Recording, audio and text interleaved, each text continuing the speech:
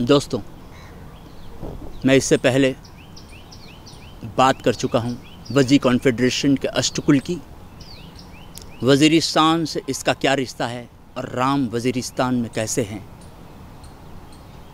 अमीचंद और जगत शेठ ही सच्चे राम भक्त थे, ये मैं कैसे पुरवार कर सकता हूँ। ये सब बातें कर चुका हूँ, मगर आपके सामने और ज़्यादा हिस्टोरिकल डेटा मैं क्रोनोलॉजिकल रखना चाहता हूँ ताकि आप मेरी रिसर्च को ध्यान से देख सकें। तो अपन शुरुआत करते हैं फिर से वजी कॉन्फेडरेशन से। इसका हिस्टोरिकल पीरियड है, ये बीसी है 700 to 400 बीसी। ये वजी कॉन्फेडरेशन की स्थापना मिथिला में हुई, जो सीताजी का प्रदेश है। वज्जी वहाँ ट्राइब हुई और वैशाली उसकी कैपिटल सिटी थी। पाणिनि, चाणक्य, ह्यूएन-त्सांग, ये सब ने इसका उल्लेख किया है। इसके अंदर अष्टकुल थे, वज्जी, लिच्छवी, जिसके राजा मनुदेव थे, और आचार्य चतुर्सेन शास्त्री ने उनके बारे में किताब लिखी थी, मनुदेव के बारे में, आम्रपाली की, वैशाली की नगरवधु आम्रपाली। तो ये किताब उन्होंने लिखी। तो ये किताब ये पीरियड का इतिहास कहती है। वज्जी, लिच्छवी, क्षत्रिका, विदेहा, उग्रास, भोजा, इक्ष्वाकु एंड कौरवा, मतलब कि ये भूमि के 8 रूलिंग क्लान ने मिलकर वज्जी कॉन्फेडरेशन बनाया था। पहले कॉन्फेडरेशन बनाया, धर्म नहीं, पहले राजकीय कॉन्फेडरेशन बनाया था। उसके अंदर इक्ष्वाकु वंशी थे, अयोध्या के इक्ष्वाकु वंशी थे। ये वजी कॉन्फेडरेशन कहता है। अब ये पीरियड आगे जाता है तो 6th सेंचुरी बीसी। पहले अपन ने बात की 700 to 400 बीसी, ये वजी कॉन्फेडरेशन रहा, वहाँ उनका शासन रहा। 6th सेंचुरी बीसी के अंदर महावीर स्वामी का जन्म होता है। He was a prince of Vajji confederation. उनका जन्म वैशाली में हुआ था। इक्ष्वाकु वंशी, मतलब कि रामवंशी थे। उनकी मदर का नाम त्रिशला था।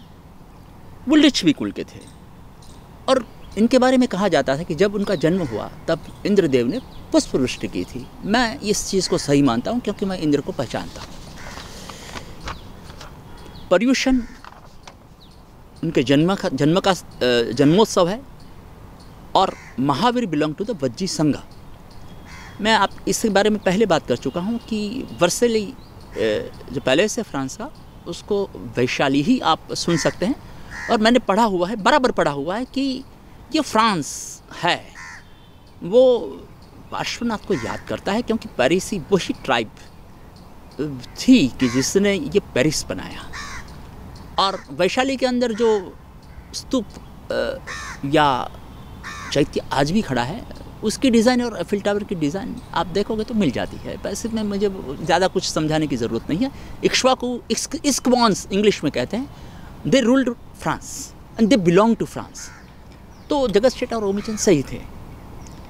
तो ये महावीर के बाद फिर से मैं याद दिलाता हूँ कि Vajji confederation 700 to 400 BC, Mahavir Swami का जन्म 6th सेंचुरी बीसी। फिर बुद्ध का जन्म होता है। बुद्ध बाद में आए, महावीर स्वामी पहले थे। इक्ष्वाकु वंशी कॉन्फेडरेसी के अंदर कितना महत्व रखते थे वज्जी कॉन्फेडरेशन में, ये महावीर स्वामी जी कहते हैं। और फिर गौतम बुद्ध उनकी 5th to 4th century BC में उन्होंने काम किया, और ये वज्जी कॉन्फेडरेशन को प्रोपोगेट करने के लिए उन्होंने वज्रायन रिलीजन की स्थापना की। वो शाक्य मुनि थे। अब शाक्य पंडित वो बुद्ध के पंडित थे। अब हम आज वज़ीरिस्तान में जो शेख रह रहे हैं, ये मुस्लिम वर्ड नहीं है, ये तो बौद्ध वर्ड है। वो शेख है, वो शाक्य पंडित है, मतलब कि बौद्ध पंडित थे। तो ये अपन जानते नहीं हैं, ये मुझे ताज्जुब होती है। अपन ये भी कहते हैं कि शाक्य शब्द यहाँ का है। ये देश ने जो धर्म का, बौद्ध धर्म को सदियों तक पाला वो शाक्य मुनि थे, और ये शाक्य पंडित है, ये शेख है। पठान भी यहाँ पटना नाम पठान ने दिया हुआ है। बोलते हैं कि तुम अब इस देश के नहीं हो, कैसे हो सकता है? ये सब वजीरिस्तान में रहते हैं। क्यों रहते हैं? क्योंकि वो वजी कॉन्फेडरेशन के हिस्सा है, वो सरहद संभाल रहे थे। वजी कॉन्फेडरेशन में इसलिए में बना, सरहद पे सब 8 ruling clans were there on the border, इसलिए गेटवे ऑफ इंडिया बॉम्बे को वो सब जानते हैं, बम्बरेट को जानते हैं। बात ये है। तो ये तीन ये पीरियड, हिस्टोरिकल पीरियड को नहीं समझोगे तब तक आप वजीरिस्तान को नहीं समझ सकते। तो आपको ताजुब होगा कि ये हिजरी शब्द है, JIRI, ये भी बौद्ध शब्द है। आप दानिश करके सरनेम बहुत अपन सुनते हैं, मगर ये बौद्ध तंत्र का नाम है। उसका स्पेलिंग है DAINICHI। तो दानिश ये भी बौद्ध टर्म है, और गुहिया भी बौद्ध टर्म है, हिंदू टर्म नहीं है, ये भी बौद्ध टर्म है। श्रावकियाना ये भी बौद्ध टर्म है। ये शाक्य मुनि जी ने ये वज्जी कॉन्फेडरेशन मिथिले का जो धर्म बना वज्रायन, उसको सबसे पहले तिब्बत में बुद्ध महाराज ने पहुंचाया। वहाँ इसको दोरजे टेकपा कहते हैं, जहाँ से दार्जिलिंग उससे याद रखता है। तिब्बत में उसका दूसरा नाम पड़ा RDO RGA रॉड्रे थेकपा, जिसे अपन रुद्रमाल को याद रखते हैं। और आपको ताजुब होगा कि तिब्बत के पहुंचने के बाद ये धर्म मंगोल एम्पायर का धर्म बना, वज्रायन। तो वो लोग वजी कॉन्फेडरेशन को नहीं जानते होंगे, और वहाँ अष्टकुल नहीं हो गया, ऐसा मैं मानने के लिए तैयार हूँ। जो वजीरिस्तान में हो सकते हैं, वजी कॉन्फेडरेशन में हो सकते हैं, तो वज्रायन धर्म पालने वाले मंगोल एम्पायर में क्यों नहीं हो सकते? यही धर्म चीन की तंग क्विंग डायनास्टी ने यह धर्म का पालन किया। और मैं आपको प्रश्न करना चाहता हूं कि अयोध्या के इक्ष्वाकु वंशियों ने क्या ये गलत निर्णय लिया था? वो धर्म प्रेमी नहीं थे, वो राष्ट्र प्रेमी नहीं थे, और अपन ये सब शब्द भूल जाने के बाद धर्म प्रेमी हो गए और राष्ट्र प्रेमी हो गए। अब मैं आपको वजीरिस्तान की बात कर रहा हूँ। तो वहाँ जब बौद्ध भगवान का मतलब कि सदियों तक वहाँ बौद्ध की पूजा होती रही, स्तूप थे, चैत्य थे, सब कुछ वहीं था, और वो वजीरिस्तान वज्जी कॉन्फेडरेशन का हिस्सा नहीं। ताजुब की बात है। जब बाबर ने आके कहा कि वजीर आलम, तो अपन, ये कोई मुस्लिम शब्द नहीं है, वजी कॉन्फेडरेशन मिथिले का शब्द है।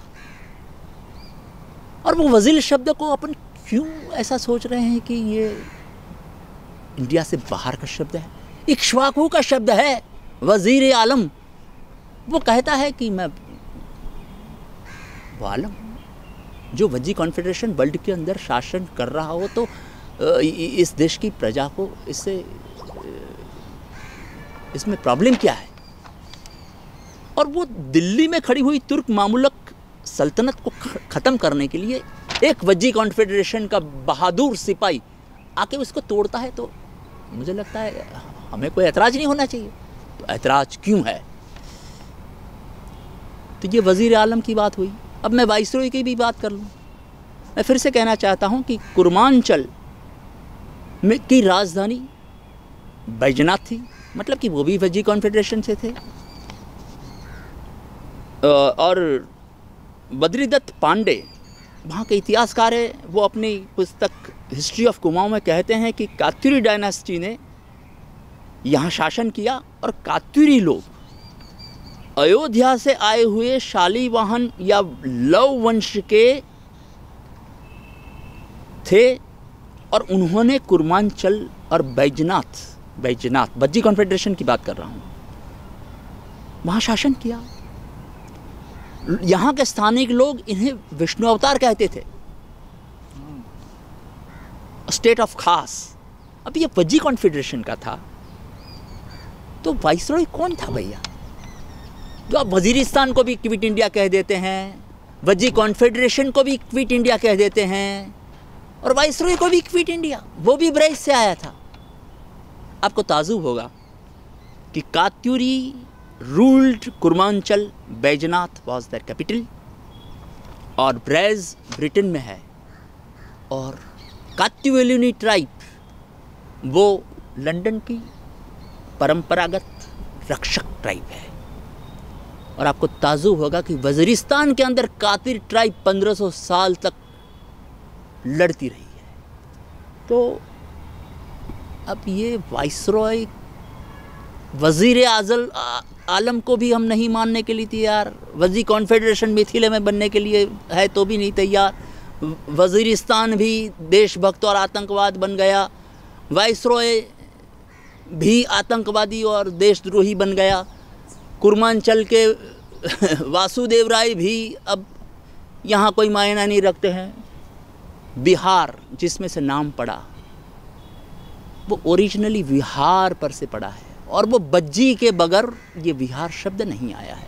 और हम कहते हैं कि ये सब देशभक्त देशद्रोही बन गए, आतंकवादी बन गए। कुछ समझ में नहीं आ रहा है कौन कर रहा है।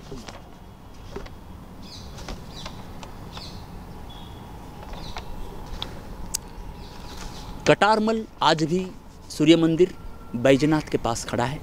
कात्यूरी वहाँ के शासन थे। कातिर ट्राइब कफीर ऑफ हिंदू कुश किताब में आपको देखने को मिले कि बम्बरेट के बराबर नज़दीक ही वो लोग लड़ रहे थे, और कात्यूवेलिनी ट्राइब ब्रिटेन में है। तो ये 3000 साल के अंदर क्या हमने राम को ही आतंकवादी बना दिया? ये 3000 साल के अंदर हमने राम को ही देशद्रोही बना दिया? इसकी वजह क्या यह है कि जापान के क्योटो, साउथ अफ्रीका के मंडेला, यमन के सना, तुर्की के ऑटोमन तुर्क खिलाफत के साथ इलू करने वाले लोग, और काशी को क्योटो बनाने वाले लोग, मुझे लगता है कि इनका अयोध्या से कोई लेना देना नहीं, राम से कोई लेना देना नहीं, और ये नकली देशभक्त, नकली राम भक्त सिर्फ शासन करने के लिए हमें बहला रहे हैं। मुझे नहीं लगता कि राम राज्य इनके ज़रिए आएगा। मुझे लगता है आज का दिन बहुत काफ़ी है। आगे भी मैं कुछ कहता रहूँगा। आपको एविडेंसेस देखना है तो मेरी वेबसाइट है chandrakantmarwadi.com। Thank you.